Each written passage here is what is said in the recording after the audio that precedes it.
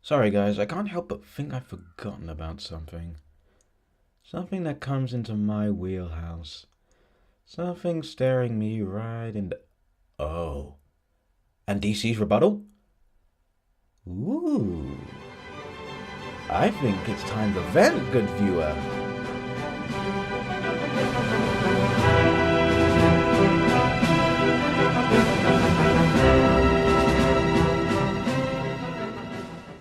I feel like such a poser right now. In the mad rush of life, I completely forgot that Agents of S.H.I.E.L.D was coming out. You know it's a sad day when I forget something like that. But whatever, I realized my folly and I watched it. So, what did I think? Well, I thought it was actually very good. The script was sharp in that Joss Whedon kind of way, the characters worked, the action was solid but not all-encompassing, and there seemed to be some hidden depths in that show that I'm very curious to see revealed later. While I am interested in seeing whether the events of the show affect any details with the films, I think that this might be the show's biggest hindrance in the long run. It would suck if they wanted to do something but due to storylines in the movies, they couldn't do it, and vice versa. But as the show stands right now, I'm definitely gonna keep watching. But Agents of S.H.I.E.L.D. isn't what we're talking about today, oh no. We're talking about DC's rebuttal to Agents of S.H.I.E.L.'s massive success, at least so far. Announced on the very same day that Agents of S.H.I.E.L.D. premiered in the United States, DC said something very interesting. They're making a TV show featuring Commissioner Gordon. So this is what we know so far. It will feature a young James Gordon and the villains that made Gotham famous. It will take place before Gordon meets Batman. It will not feature Batman. And after the announcement was made, we found out that it would not use the award-winning comic Gotham Central as a basis for the show. Alright, before we get started, let's get some of the snark out of the way. This really does show what kind of position Marvel and DC are in, doesn't it? Marvel does something completely crazy and pay off when it's done well. DC? Batman! More Batman! Okay, I know I'm not being entirely fair. DC has had the TV series Arrow on for quite a while. And I haven't watched it.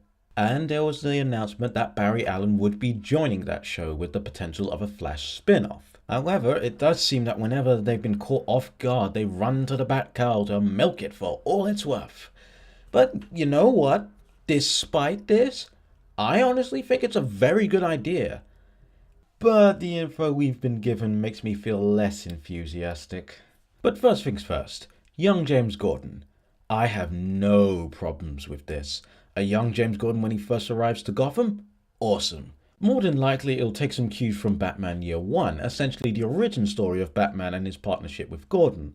Gordon has some great moments in it, and it is in many ways more his story than Batman, so they would be crazy if they didn't use it in some capacity. But then we come into the weird choices. The show will feature the villains that make Gotham famous, but will not feature Batman himself. See, part of the reason Batman's rogues gallery is so beloved is because each of them represents something about him. His tactics, his detective work, his love of borderline fetish wear. The point is that they all are a reflection on how Batman thinks, how he operates, and why he does the things he does. They cannot exist without Batman as an anchor, and I think they'll feel hollow without him. Not to mention, if they are defeated by the police time and again, then why does Gotham need a Batman? This is a big problem and there's no real way to solve it unless you bring the Dark Knight into the fold. And then there's the most baffling choice to me, not using Gotham Central. 2 words, good viewer.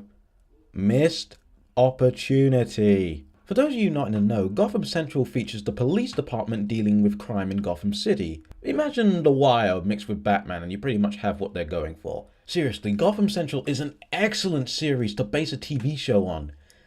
But you need Batman. See, a big part of Gotham Central was that the police department was frustrated that despite all the sacrifices they've made for an uncaring, corrupt city, they keep getting bested by a man dressed as a flying rodent.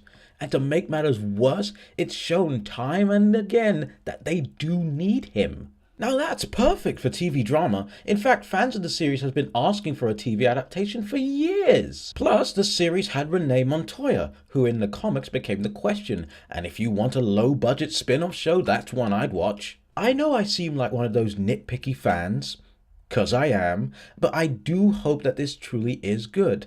But this is the first live action show to feature Gotham City since Adam West, and for it to truly work, it needs the character integral to it. Because the city and all of the characters in it revolve around Batman one way or the other, and to not have him would make the entire enterprise seem watered down. Oh god, I just realized something. I forgot that Agents of S.H.I.E.L.D was coming out, and I just made a case for more bloody Batman. Well, it's official. Today is Bizarro Day. Hello, no one!